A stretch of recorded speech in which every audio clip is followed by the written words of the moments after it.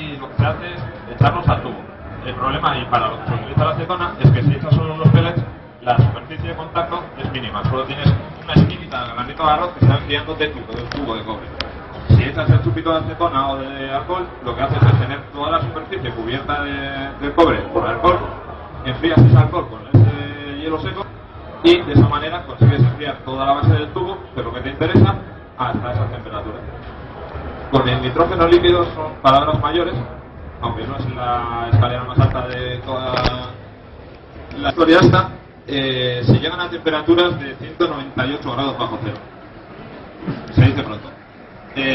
No se llega a los puntos de Terminator, o sea, si os cae una gota no os coge todo el brazo, pero te puedes hacer bastantes averías si no sabes manejarlo como se debe. De hecho, mira, podéis ir pasando si queréis un par de tubitos. Tenéis tubos alto para micro, el más básico de todos, que ya os digo, la historia esta, antes que se me olvide, tenéis para el hielo seco, ya os digo, es echar el hielo y olvidaros, simplemente es recargar un poquito y listo, mientras tengáis algo de hielo aquí adentro no pasa nada.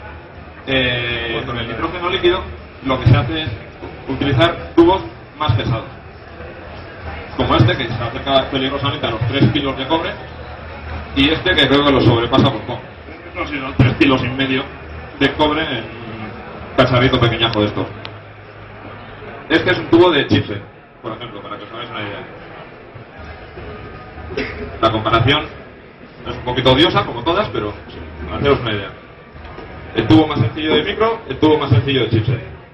No necesita tanto calor, o sea, no tiene tanto calor, no hay tanto calor que disipar, entonces se puede utilizar algo más pequeñito.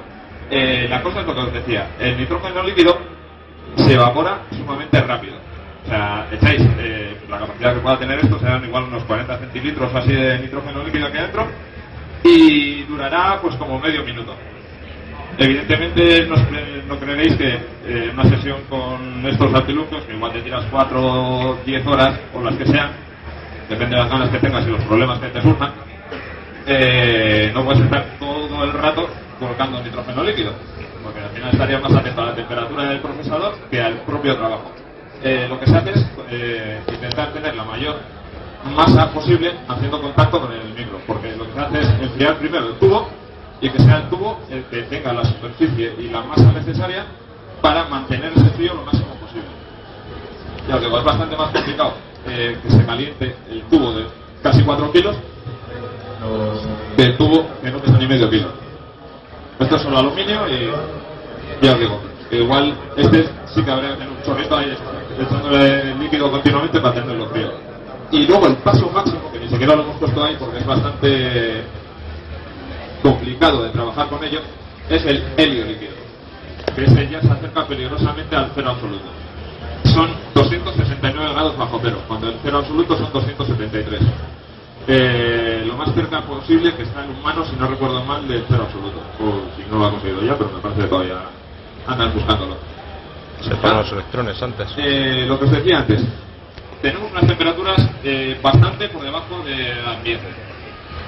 Que lo dicho, con la líquida podréis llegar a esa temperatura ambiente y no habrá problemas, pero cuando empecéis a utilizar cualquiera de los otros sistemas de refrigeración que os comentaba antes, empieza a haber condensación, para lo que hay que aislar todo el material que se va a enfriar a esas temperaturas. En este caso, si os fijáis un poquito, el micro está siendo enfriado por el tubo que llega hasta allí, y alrededor de toda la base del tubo y demás está puesto el aislante, que no es más que Armaflex, que es una especie de neopreno. En la base, lo que es pegada a la placa base, tenemos puesto un material que es como plastilina, que en realidad no es más que sencilla y llanamente goma de carboncillo, de las que se pueden utilizar haciendo cualquier cuadrito, cualquier dibujito. Se esparce bien para que no haya ningún cable o contacto haciendo historias y que no esté ninguno asomando. Se deja todo bien apartadito y bien aislado y se enfría hasta lo que nos dé la gana. Mientras lo hayamos hecho bien no tendremos ningún problema. Cinta americana. Es lo que utilizamos hasta ahora para hacer la primera capa, o incluso seguimos utilizándolo ahora en la parte de abajo de las placas base. Por ejemplo, lo que os decía, este es el Armaflex que os comentaba. No es más que es un tubo de neopreno que va alrededor de los tubos estos, para evitar que haya estos problemas de condensación. Este va primero con este. Y esto es lo que os decía antes, no necesita apenas aislante, entonces tiene una capa súper finita. Luego, papel de cocina es simplemente una capa que solemos dar a veces, no ha hecho falta porque para la charlita solo es un rato y no va a haber tanto problema.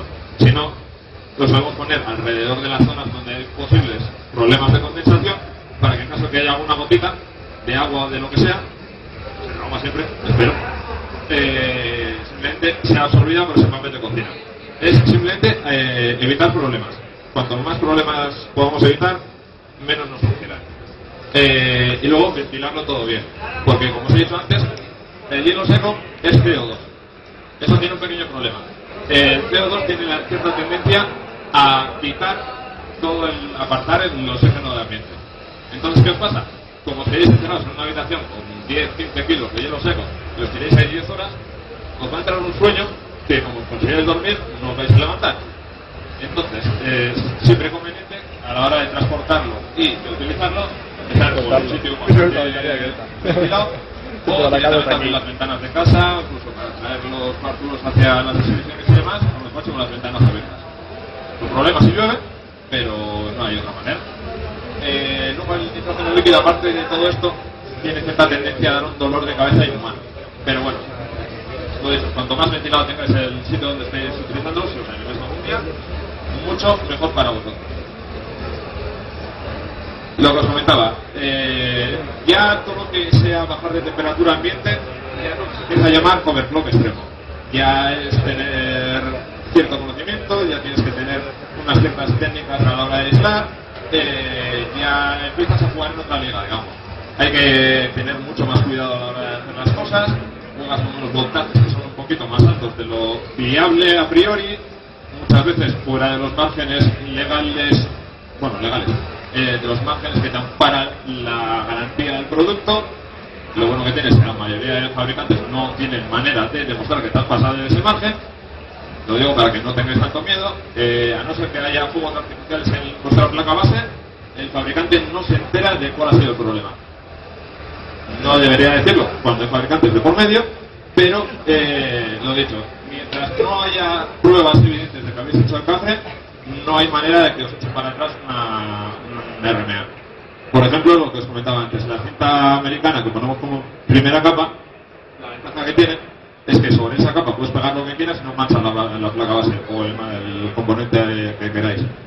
Y además, que la propia cinta americana, cuando la despegáis, no deja residuo, con lo que, lo dicho, no se entera nadie la mayoría de las veces de que ese material ha sido un poquito maltratado.